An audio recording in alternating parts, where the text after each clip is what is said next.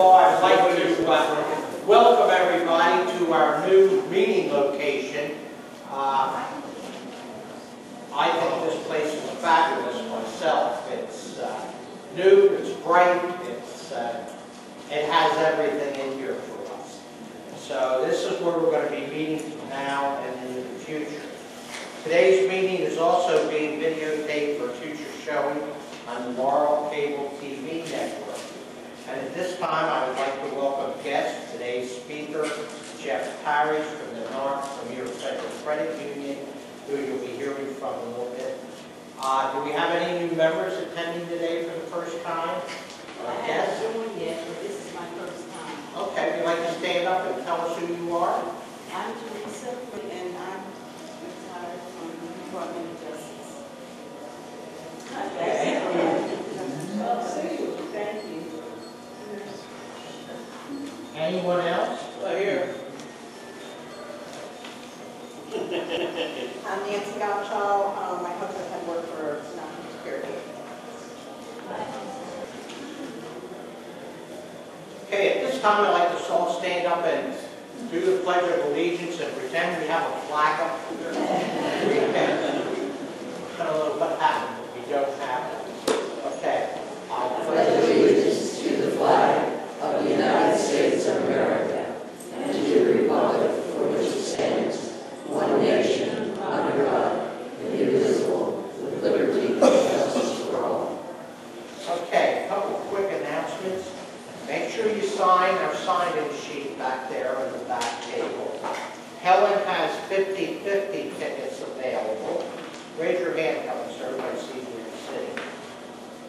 And please, if you have a pager or a cell phone, put it on vibrate until we're done with our meeting. Now, let me introduce our speaker for today. Jeff Parrish is the Director of Marketing and Membership Development.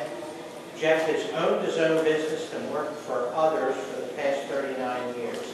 He has spent the past 5 years at the credit union, where he has developed and implemented strategies, policies, and programs to grow the business. He serves on the executive team at the credit union. He has worked very closely with North, developing programs for members, chapters, federations, and a national organization. He is proficient in P&L projection and management, hiring, training, multi-unit management, sales, advertising, and purchasing. So at this time, please welcome Jeff. Thank you. And I want to thank the chapter and to Bill for inviting me here to speak to you today. This is a perfect time, and I'm getting a lot of requests to allow me to speak to different groups. With all that's going on in the news, with the recent legislation that's passed, what the banks are doing with the fees, what the banks were going to do with debit card fees, and then there was such an uproar that they said, no, we're not going to charge $5 a month or $3 a month or whatever they had planned for debit card fees. But what they're not saying, and what there's a lot of articles out there right now on, is they're not going to take the several $1 million loss that they would have taken or that they're going to take from the new legislation that's passed either. So they're going to find ways to pass those fees on to their customers. Probably the most likely way is that they're going to start charging for checking accounts. And what they're going to do is if you don't have a certain amount of money in your checking account, there'll be a monthly maintenance fee, or maybe even if you do have a certain amount in your checking account, there's still going to be a monthly maintenance fee. Now, those of you who may not be familiar with the legislation that just recently passed, let me just very, very, very briefly describe to you what happened. The Dodd-Frank bill that passed some time ago created the consumer, I forget the exact name, Financial Consumer Protection Bureau. And unfortunately, the Bureau does everything except protect the consumer. It's about a 1,000-page bill. It has lots and lots of things in there that don't pertain to consumer protection. But the thing that did protect the consumer protection was this. They decided that the banks, when they were charging merchants for merchant services, In other words, you go into a store, you buy something with your credit card, the merchant pays for it. And Visa and MasterCard, anytime one of their cards is used, they pay the financial institution, whether it's a bank, credit union, whatever it is, they pay the financial institution what they call an interchange fee. And interchange fees is what's been in the news a lot lately. So this piece of legislation decreased the amount that could be paid, or that would be paid, by the interchange fee to the financial institutions. Now they excluded all but the three largest credit unions, Navy Federal, Pentagon, and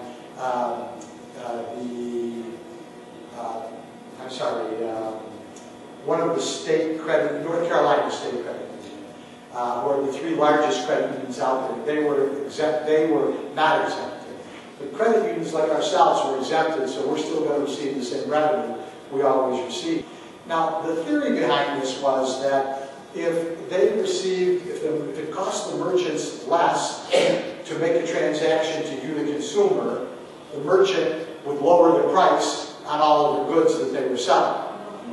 Yeah, well, exactly. And it didn't really take a genius, I don't think, to figure out that, no, the merchants would just keep the additional money that they were making, because they're facing some tough times too, and that's the way it kind of works. So, lo and behold, once the legislation was enacted, that's exactly what happened, and the merchants did not change the price of any of their goods. And the banks said, well, we're losing millions of dollars because we're making less money from Visa and MasterCard on exchange fees. We've got to find another way to make up that money. What they did was, okay, when you use your debit card, we will start charging you X number of dollars a month for using your debit card. There was a huge uproar about all of this, and yesterday Bank of America was the first to rescind doing that, and then most of the major banks followed that.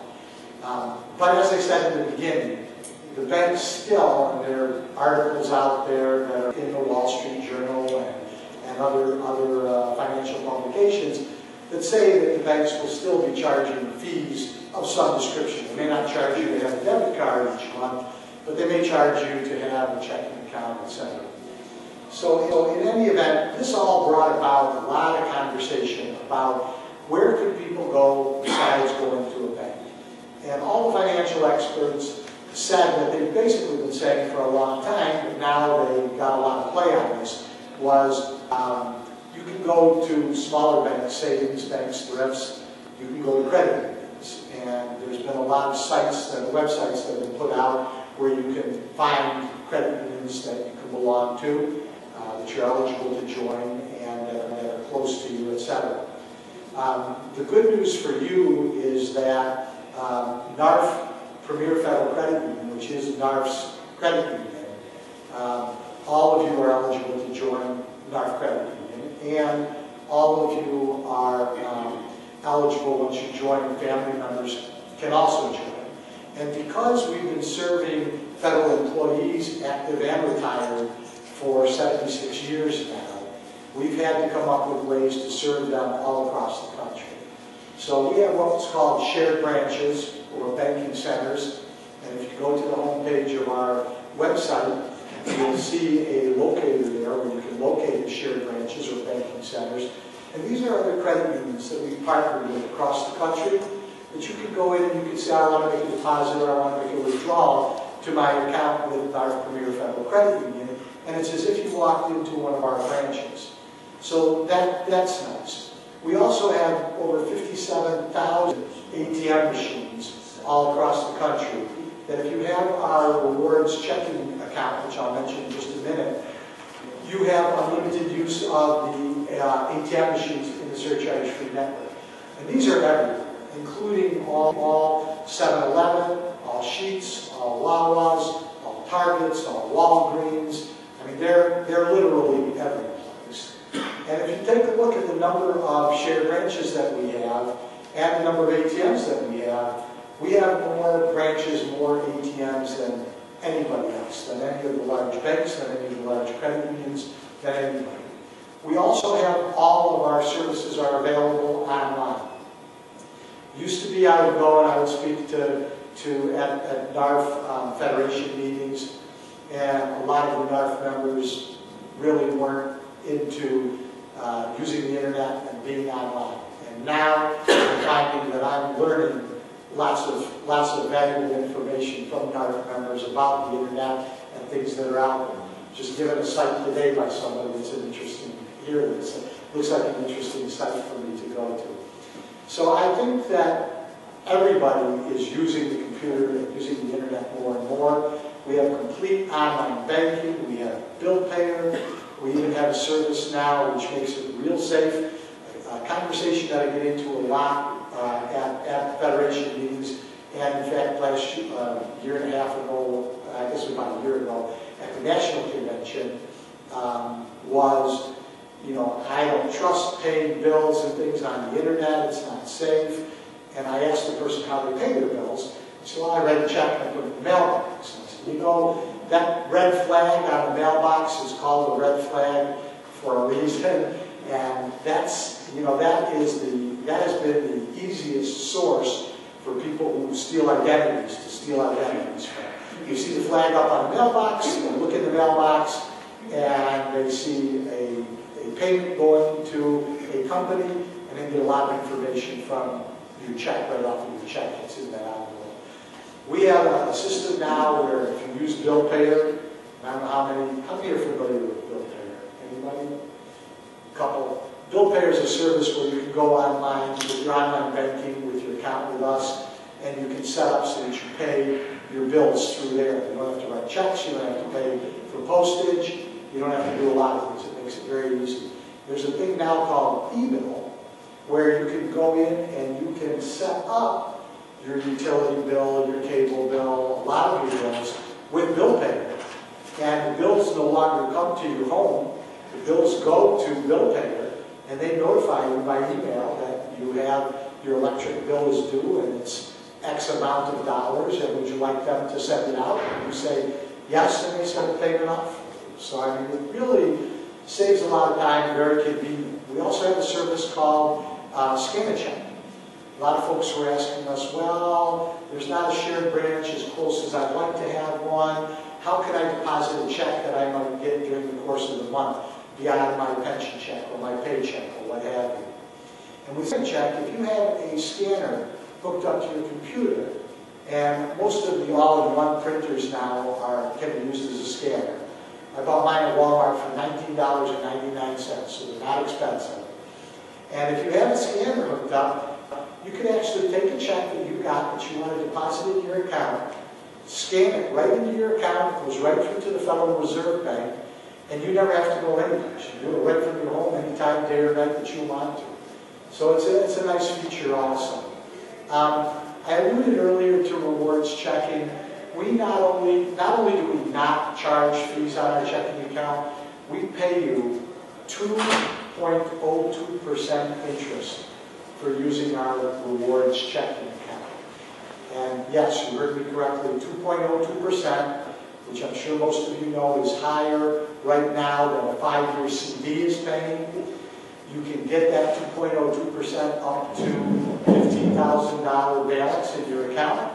If you have a balance greater than $15,000, the first $15,000 will get the 2.02% interest. The portion above will get 0.3% interest. And a lot of people, if they have a lot more than $15,000, will put it into a money market attached to the checking account. The money market with, I believe it's $20,000, will pay 0.75%, which again is higher than a lot of your short-term CDs are right now. So it's a great rate. There's 3 qualifications on it. One is that you have to have direct deposit. It can be a Social Security check, it can be a paycheck, it can be pension, it can be lots of different things. 2, you need to get e-statements as opposed to us mailing you paper statements. And 3rd is that you use your debit card to make at least 12 purchases each month during the course of the month, which you can use for groceries, gas, dry cleaning, haircut, whatever. You know, making purchases at the store. And a lot of people nowadays are using their debit card, and that's why the big uproar. A lot of people are using their debit card to make all their purchases because it's safe, you don't have to carry around cash. You have tracking, you can go onto your online banking and see where you're spending the money. So pretty easy to meet the 3 qualifications for reward checking, and that will pay you 2.02% interest, which is a great rate. The other thing we've done with NARF is all the chapters. We have a chapter checking account that pays 2.02% interest. I apologize, I'm not sure. Do you have your chapter account with us or someplace else? Do you know that? No, don't. If you wanted to, you can have the chapter account, no qualifications, no restrictions, nothing. You just earn the 2.02%. You can have the checks that come from national, from headquarters, direct deposited into that account.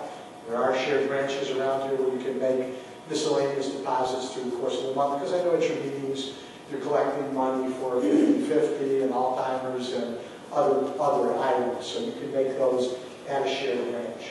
So something to consider. Nationally, we have done a lot of programs in the past, and we are presently working on a whole host of programs with NARF. A couple of things we're working on is NARF at some point soon. We're just trying to figure out how to break, when they can break contract with Bank of America. We will be issuing a NARF Affinity Visa card. And this is a Visa Rewards card at a great rate that you can balance transfers to. And this card will have the NARF logo on it. And when you use it, every time you use it, a portion of the fee that we get from Visa, the interchange fee I was talking about earlier, we're going to be donating back to NARF. So that helps the organization to make some additional money. But we do have chapter accounts, we do have federation accounts. National organization now has most of their accounts with us because of the high interest rate they're earning, whereas before they were earning nothing now for those. One of the other things that we do for NARF, and in this area you really benefit a lot more than some of the areas that are farther away, is we do membership drives at federal agencies. Anytime we sign up a federal employee with the credit union, we automatically pay for their first year's dues with NARF. So that's a member that you get. Now, there's been an issue in the past where the year runs out, they don't renew the membership, and we're talking about ways that we can retain, different things that we can do so we can retain that membership with NARF from that number. They stay with the credit union because they like the rates and products that they get. And we have, besides the checking account, we have great rates. We have car loans as low as 1.79, personal loans as low as 5.25, credit cards as low as 9.9, and mortgages. We do all of those types of things. So we offer all those services. And bear in mind that if you may not be in the market for a loan, everybody needs a checking account. You may not be in the market for a loan. If you have children or grandchildren that are looking for these types of things or getting ready to buy their first house, because you're a member of the credit union, they can then become a member of the credit union, and they can take advantage of all the rates themselves that you have available to you. So we are paying the first year's dues. We're trying to make come up with something that will help us with retention, and so that they will stay with the chapters. We do call on some different agencies. We call on OPM in Fort Meade. We have branch offices at OPM and FCC in DC. We call on OPM in Boyers, the mine. Some of you may be familiar, and that's where all the annuity checks come from. They all come from Boyers in Pennsylvania. So, we do a lot of that too, and we try and do as many things as we possibly can to give back to NARF. We're going to be participating with them on a lot of the marketing and advertising that we're going to be doing in 2012. When we go to events, having them with us at the event, or us passing out literature on NARF as well as on the credit union. So we try and do those things, and we offer up and ask that people take advantage of the fact that you can belong to the credit union. The chapters and federations can belong. Maryland Federation does belong to does have their account with the credit And by supporting the credit union, you're really supporting NARF, because it is NARF's credit. The national treasurer of NARF, Dick Thyssen, sits on our board of directors. The president is an honorary member of the board. John Clements, who is the director of membership development for NARF, is head of our supervisory committee, and I think soon going to be serving on the board as well. And we certainly welcome, the NARF members to, if they become a member of the credit union, to run for our board of directors. We'd like to see more and more NARF members on the board, so that more and more of our programs are geared towards NARF, towards the organization. How many, just for my own curiosity, how many people are members of the credit union? A few. Okay, good. I'm glad to see that. For those of you that aren't members, we've got a lot of new promotions and things out, and I encourage you to visit the website. We always have everything out on the website. I brought some pens today, and I'm going to leave them on the back table back here, and I'll leave a stack of my business cards too. And if anybody wants, please help yourself. And I was going to ask if anybody had any questions. Yes, ma'am. Are you, do you belong to the Tower Credit Union? Tower is, I don't believe They're right is. here in Laurel. Yeah, I don't believe that they're one of the shared branches. I'd have to go online and take a look and see. As I said, on the homepage of our website, that address is on my cards that all the way. It's also on the pens, actually, too. But if you go online, on the homepage, on the right-hand side, there's a locator where you can put in your zip code, and you can check where it says banking centers, and that will tell you all the shared branches that are in your zip code. I don't think Tower is one. They're probably as big as your outfit is, I suspect. They have all Fort Maine as far as I know. Yeah, there's a lot of them. There are more and more that join the shared branch network pretty much every day, every week. So, it could be something that could happen. There's over 4,100 shared branches nationwide, and that keeps growing. So, yes, ma'am. Oh, just for clarification, I thought you were going to ask how many of us belong to a credit union. Oh, a credit No, I union. don't belong to I'm going to guess if I ask how many belong to a credit union, probably everybody's going to raise their hand. Yeah. And I find that, that when I go around talking to NARF groups, that holds true. And that's great. That's great. And I never try and talk somebody out of their credit union, especially if it's a credit union you belong to for a lot of years and you've got a good relationship with. I don't want you to leave. But what I do want, and what I would ask you to do, is join NARF's credit union also. And you're able to shop a little bit, And again, family members can join. And maybe one credit union's got a better rate on checking accounts. Maybe one credit union's got a better rate on auto loans or personal loans or credit cards.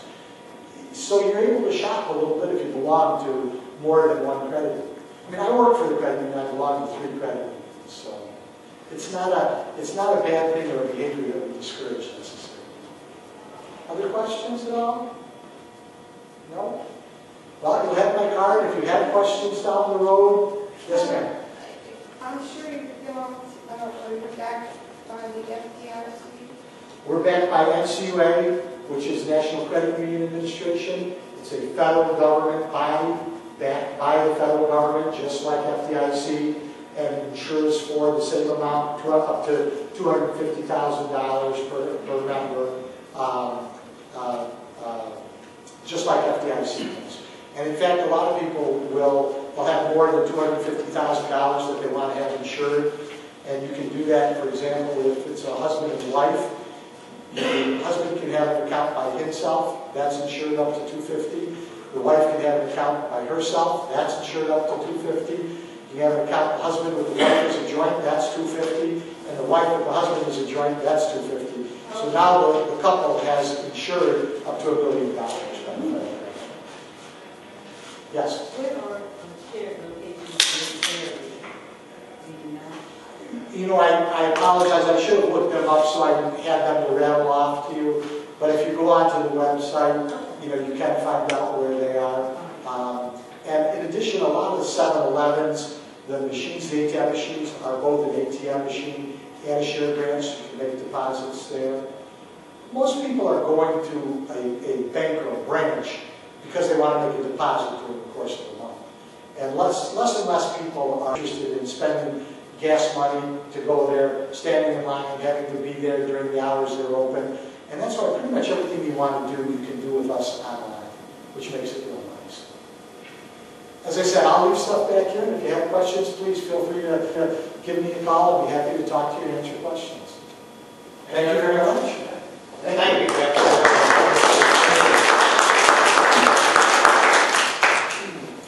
Okay, it's time for officers' reports. Where's Dave? Yeah. Okay, I just got a telephone call this morning to someone that was membership that I was still going to renew. And I think I have 3 prospective new members that coming in. Okay? Okay. Bill Ferguson isn't here. Secretary, as all of you know, Helen has stepped down after many years of dedicated service to this chapter as our chapter secretary. In the meantime, Pat has graciously agreed to fill in, but we do need a permanent secretary. So if anyone is interested in filling that position, please let either Pat or myself know. And secretary doesn't need a woman. A man can step up to the plate. We really appreciate that. Next on the list is Bob Ridgway. Where are I? I know you're here. Of course, each month you get a report in our newsletter. Since our newsletter came out, we have a little less money because we had to write a check for $221 to the State Federation. That's our per capita. And it comes out usually in the fall when we send them the money. So right now we have $3,390.16. And of that, 50/50 has $148.60. That does not include today's collection. Any questions for Bob? All right. Committee reports. Our net coordinator, Blackie, do you have anything to report? No? Okay. Jackie, I'm still in Germany. Sarah? Well, we're having the meeting taped today thanks to Oliver's kindness, and the video will be aired on Laurel Cable TV. Oliver, when are those airings? Do you know? They will be aired this coming Tuesday and Thursday. I will give you a call and let you know exactly what time. Great. But it will be Tuesday and Thursday. Thanks. Thanks very much. And we'll be doing this every month now since we're in this new facility. I think we'll be doing this every month with luncheons as well as these meetings. Quick question, Sarah. What would be the best time for your clientele? Afternoons or prime time, like 7 to 9 o'clock? Any input? Not during the day, so working. Yeah, I'm going to say 7 to 9. I mean, that would be my preference. We want the active people Yeah. to see. And we're going to try, I think, to expand what we're doing with some of the TV channels. And I noticed my granddaughter goes to St. Mary's, and they had somebody from the Prince George's TV tape their Walk for the Homeless the other week, and that was on, the principal was on, and so on. So we're going to try to expand some of those efforts. But Oliver has been so gracious to volunteer to do this. And if we have a member who's interested in assisting with TV, we're glad to do that too. We still get the notices in the Leader and other Gazette. I put flyers out. I put some out here as well as in the library and the community center down at the Safeway. So, thanks. Okay. Okay, Sunshine, Karen? No. Okay. All-timers, Beth? No. And I know Joe's at work. Newsletter distribution, Giles and Phyllis. I guess everybody got their newsletter.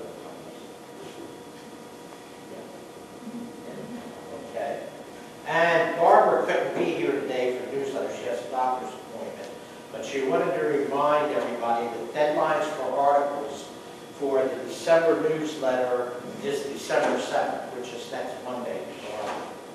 Okay, now for my report. And I think probably the most important thing on here at the moment is today is Call Congress Day. Oh, yeah. How many of you called Congress before you came today?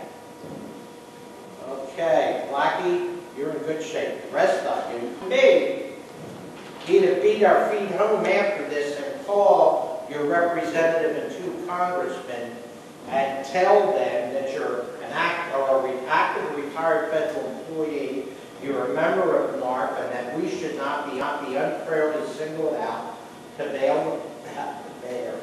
bear the burden of fixing a budget problem we did not make.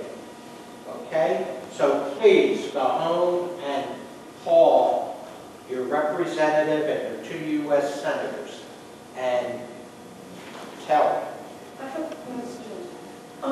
In my district is being changed, and we're no longer going to be represented by Boyer, but a new person. You still are for now. For now, so we should Yes. still call Boyer. Yes. Okay, chapter job vacancies. We need a service officer. As I said, we need a secretary.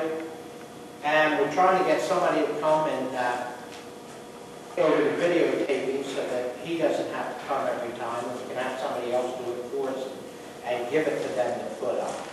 Yesterday, myself, David, Bill Ferguson, and Barbara attended the NARP training seminar down in Bowie, Maryland at the Crofton Inn for the day, and they talked about membership and communications and social media. What was the other one, Dave? There were 4 of them. Oh, legislation advocacy. And it was interesting, to say the least. Okay, down here for dates to remember, February 7th is the Federation Board meeting. March 1st, resolutions have to be to the Secretary. April 30th through May 1st is the Maryland Mini Convention at the Comfort Inn in Bowie. August 26th to 30 is the National Convention in Reno. Our next chapter board meeting is November 18th here at the Community Center. The next chapter luncheon meeting will be here on December 7th. And we need to talk about that after this for a couple of minutes. Once again, I want to remind everybody, please fill out that sign-in sheet. And at this time, we need somebody, since the speaker has left, to pull a number out of the hat and tell them. Bob, reach forward and grab it. Who's going to draw? Who's drawing? Latrice. Oh, okay.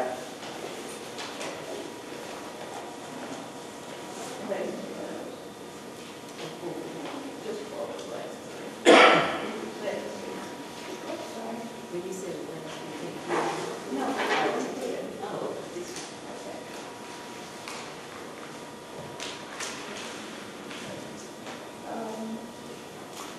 725.